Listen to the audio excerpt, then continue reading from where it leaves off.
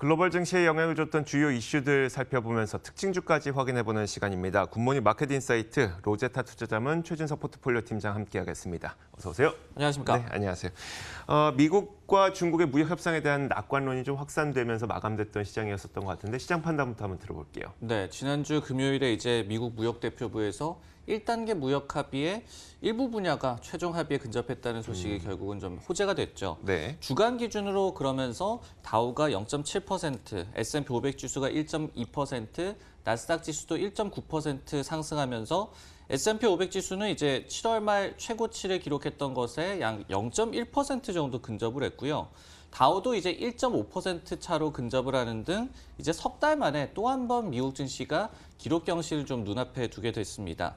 여기에서 그러면 이제 무역 이슈와 관련을 해서 추가적으로 호재가 뭐가 나올 수 있겠느냐, 단기간에는 뭐가 좀 초점이 되고 있느냐에 대해서 좀 살펴봤더니 네. 결국은 이제 12월 관세가 어떻게 되느냐 쪽에 좀 중점이 두어질 것 같습니다. 지금 이제 미국이 중국의 3천억 달러 규모에 대해서 9월 1일과 12월 15일에 나눠서 15%를 이제 부과하기로 했었죠. 근데 이 12월 15일 관세를 뭐 연기를 해준다든가 유예를 해준다든가 이런 부분들을 시장이 좀 기대를 하고 있는 것 같고요.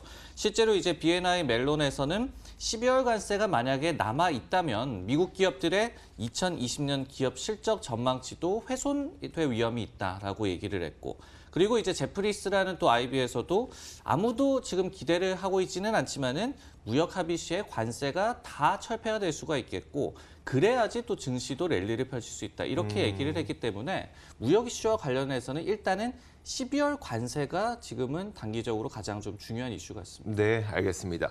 자, 그런데 이제 좀 짧게 보자면 당장 이번 주에 또 FOMC의 금리 결정이 있다 보니까 이번 주 일정은 또 어떤 게 있을지 좀 관심이 가는데 어떤 걸 좀 살펴볼까요? 통화정책 쪽도 그렇고 또 네. 매크로 쪽도 그렇고 상당히 이번 주에 국지국지의 이벤트가 많죠. 일정으로 한번 살펴드리면요. 29일 이제 화요일에 주택 지수인 이제 S&P 케이스 실러 지수, 주택 가격 지수가 되겠죠.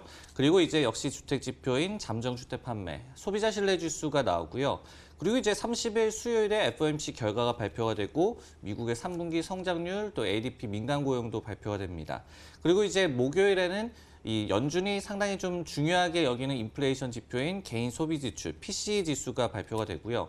그리고 이제 11월 1일에 금요일에는 미국의 노동부 고용 보고서가 나오고, 그리고 지금 매크로 이 지표 중에 거의 가장 좀 초점을 두고 있는 ISM 제조업 지수. 여기에 이제 윌리엄스 뉴욕 연은 총재, 클라리다 이 연은 부의장의 연설이 또 예정이 돼 있습니다. 역시 이제 시장의 관심은 FOMC 쪽으로 좀 맞춰지고 있는데, 연준이 일단은 기준금리를 1.5에서 1.75%로 25bp 추가 인하할 것으로 예상이 되고 있죠. 역시 이제 7월 이후에 어떻게 본다면 세 차례 연속 인하한다는 부담은 있겠지만 지금 이제 선물 시장인 CME 페드워치에서 금리 인하 가능성을 한 93.5%로 보고 있거든요. 이렇게 좀 압도적인 금리 인하 전망이 있기 때문에 연준에서도 시장의 충격을 줄이는 방향으로 좀 결정이 나올 것 같습니다.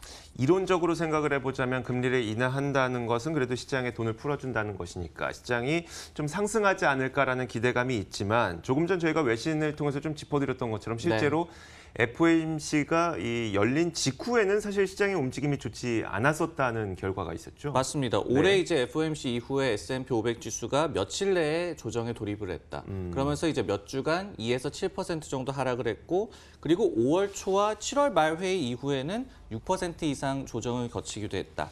이런 얘기가 되겠는데, 근데 이게 금리를 내리느냐 안 내리느냐의 또 문제도 아니고, 내릴 때도 이제 주가가 좀 하락하는 경우가 많았다는 얘기가 되겠죠. 그 이유를 한번 생각을 해본다면은 결국은 저희가 뭐 매파 인하 이런 얘기도 좀 했었지만 그만큼 금리를 인하하면서도 충분한 좀 비둘기파의 시그널을 주지 않았기 때문으로 좀 분석이 되고 있습니다.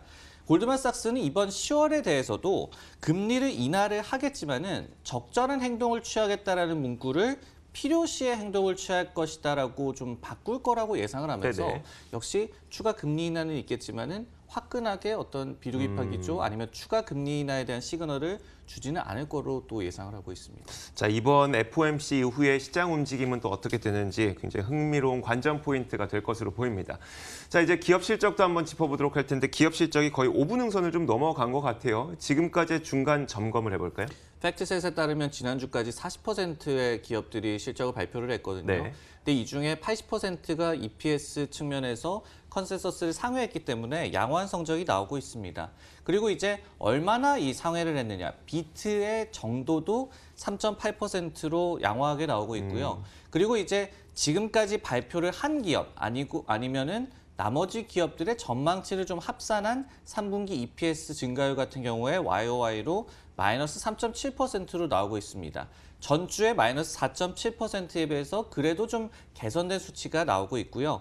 업종별로는 유틸리티와 헬스케어 등이 이제 9월 말 전망치 대비해서 상당히 좀 양호한 실제 성적표를 공개를 하고 있고 경기 소비재나 소재 그리고 에너지 쪽에서는 좀 전망치 대비해서도 좀 좋지 않은 그런 결과가 나오고 있습니다. 네, 전반적인 부분은 그렇고 이제 3분기 어닝 시즌을 우리가 쭉 보고 있을 때 어떤 특징적인 부분들이 있었나요? 특징적인 부분을 좀 한마디로 말씀을 드리면은 시장이 굉장히 관대했다 이렇게 말씀을 드릴 수가 있겠는데요.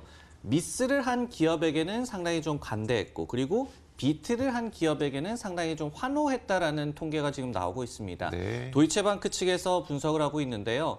이번 3분기 어닝 시즌에 이 기업의 EPS가 전망치를 하회했을 경우에는 S&P 500 지수 대비해서 그 실적 발표 전날과 실적 발표 후 1일 사이에 이 성적이 마이너스 0.8%포인트 S&P 500 지수를 언더퍼폼을 했습니다. 근데 이게 2013년 이후의 중간값은 마이너스 1.6%포인트였기 때문에 이 역사적인 평균에 비해서 실적 미스가 나왔을 때 주가 하락폭이 적었다는 얘기가 되겠고요.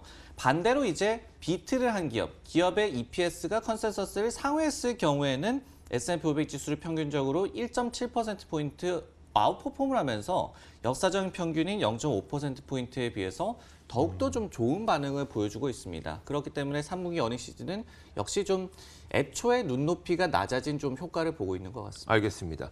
자, 좋습니다. 그러면 이제 이번 주에는 어떤 기업들이 실적 발표를 예정하고 있을까요? 많은 기업들이 지금 정말 중요한 그런 그러니까요. 이벤트가 많죠. 네. 이 일정으로 한번 살펴드리면은 28일 월요일에 이제 알파벳의 실적이 공개가 되고요. 29일 화요일에는 GM이라든지 아니면은 제약사 머크, 수요일에는 이제 애플과 페이스북의 실적 발표가 또 있겠고 11월 1일 금요일에는 이제 또 에너지 업종 쪽으로 이제 어닝 시즌에 막바지로 좀 흘러가기 때문에 엑소모빌과 쉐브론의 또 실적 발표가 예정이 돼 있습니다. 역시 이제 애플의 실적 쪽으로 전체 시장 측면에서도 그렇고 IT 업종 측면에서도 그렇고 상당히 좀 관심이 많이 가고 있는데 두 IB가 최근에 이제 애플에 대해서 상반된 의견을 제시를 해서 제가 좀 가져와 봤습니다. 네.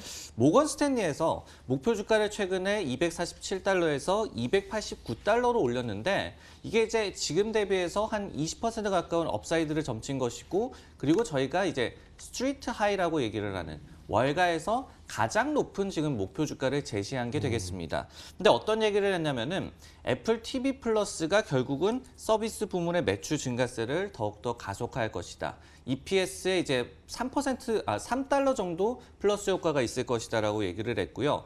반면에 이제 키뱅크라는 IB에서는 섹터 비중을 계속해서 유지를 하면서 밸류에이션을 정당하기 위해서는 매출 증가세가 다시 한번 가속화돼야 되는데 아직까지는 그런 측면들이 좀 기대가 되지 않는다라고 얘기를 했고 그리고 이제 아이폰 판매 단가가 좀 내려가는 모습 그리고 유저 확대가 좀 정체되고 있는 모습 관세 등의 또 악재도 있고 이렇게 좀 상반된 좀 의견들이 나오고 있거든요. 역시 이제 애플에 대해서는 대부분이 좀 긍정적인 투자 의견들이 나오고 있기는 하지만은 실적 발표를 앞두고 이런 좀 부정적인 의견도 뭐 귀담아 듣는 것이 좀 좋겠죠. 알겠습니다. 자, 애플의 실적 발표가 현지 시간으로 10월 30일 수요일에 예정이 되어 있습니다. 근데 그날 같이 나오는 것들이 뭐 FOMC의 결과 발표도 있고요. 3분기 GDP 성장률도 있고 고용 보고서까지도 좀 있고요. 네. 굉장히 중요한 이벤트들이 많은 10월 30일 좀 주목하셔야 될 것 같습니다. 자, 특징주 한 가지 좀 살펴볼 텐데 마이크로소프트 저도 그 외신에서 좀 전해드렸었는데 대규모 입찰을 따냈죠. 그렇습니다. 네. 이제 25일 금요일 장이 마감한 이후에 나온 그런 호재입니다. 그러면서 시간에 거래해서 주가가 좀 많이 반응이 있었고 네. 월요일 장에도 영향을 줄 것으로 예상이 되는데요. 미국 국방부에서 이제 제다이 프로젝트라고 불리는 이제 합동 방어 인프라 사업 수주 소식이 이제 전해졌기 때문입니다. 인공지능을 기반으로 해가지고 모든 군사기관들의 정보를 공유하는 시스템을 구축하는 사업이 될 텐데 10년간 이제 100억 달러 규모가 되겠고요. 그리고 위너 테이크스 올, 즉 입찰을 하는 기업들이 어떻게 본다면 다 갖고 가는 그런 구조이기 때문에 상당히 좀 큰 수혜가 예상이 되고 있고, 그리고 이번 이 수주를 통해서 향후에 연방정부의 주요 프로젝트의 추가 수주 기대감도 좀 상승하고 있죠.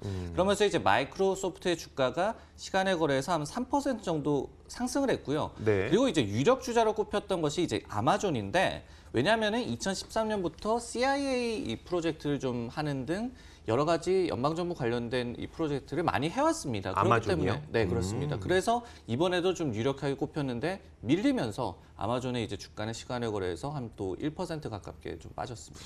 아마존은 굉장히 좀 속상하겠어요. 많이 뼈 아프겠는데요. 말씀을 드렸듯이 아마존의 AWS가 어떻게 본다면은 공공부문의 이제 클라우드 프로젝트의 좀 선두주자였거든요. 그렇기 때문에 이번에 마이크로소프트가 이거를 사실은 못 따내도 그렇게 아쉬울 게 없는 그런 상황이었어요. 근데 마이크로소프트 입장에서는 정말로 좀 대박이 난 그런 사건이 되겠는데, 사실은 이제 앞서서도 외신을 통해서 전해드렸지만은 트럼프가 제프 베조스와 좀 사이가 안 좋죠. 그리고 아마존을 별로 좋아하지 않습니다. 예전에도 이제 트위터를 통해서 아마존이 상당히 좀 세금 납부에 불성실하다, 그리고 워싱턴 포스트는 아마존의 로비스트다라고 얘기를 하면서 맹비난을 했기 때문에 이런 부분들이 결국은 이번 입찰 경쟁에도 영향을 끼쳤다는 의혹이 그래서 제기가 되고 있는 것입니다. 근데 여하튼 간에 일단 아마존이 이번에 또 밀렸기 때문에 그래프를 보여드리면은 AWS와 이제 애저, 마이크로소프트의 클라우드 서비스인 애저 간의 경쟁이 더욱더 좀 심화가 될 것 같습니다. 최근에 이제 두 기업들이 실적을 발표했기 때문에 두 클라우드 서비스의 매출 증가율 추이를 다 보여드렸는데요. 지금 보시면은 둘 다 역시 아주 고성장하던 것에서는 좀 스팀이 좀 꺼진 상황입니다. 네네. 하지만 이제 아마존의 AWS의 이 매출 증가율이 이제는 35%까지 감소를 하면서 마이크로소프트에 비해서도 더욱더 좀 빠르게 좀 둔화를 하고 있고, 그리고 이제 AWS는 2006년에 출시가 됐고 애저는 2010년에 출시가 됐는데, 출시된 그 시점을 기준으로 해서 몇 년간의 성장세를 비교를 해보면은 애저가 더 좋습니다. 이런 부분들을 좀 살펴봤을 때는 아마존 입장에서는 상당히 좀 뼈아픈 이번 결정이 나왔습니다.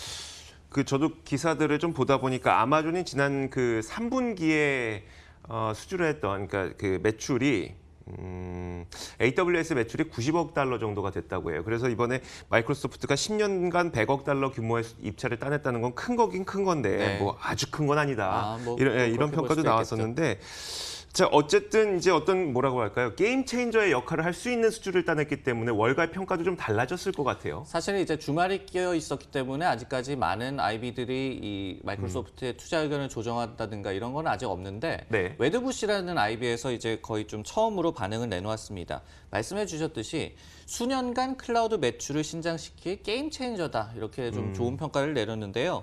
당장 이제 주가에 한 10달러 정도 플러스를 해줄 호재가 될 것이다. 그리고 향후 몇 달간 이제 IB들이 이런 것들을 반영을 해가지고 마이크로소프트의 실적 전망치를 쭉 올리겠죠. 그러면은 또 목표 주가도 쭉 올라가겠고, 그러면서 또 주가에 또 추가 상승을 기대해 볼 수 있는 그런 재료로 좀 인식을 하고 있습니다.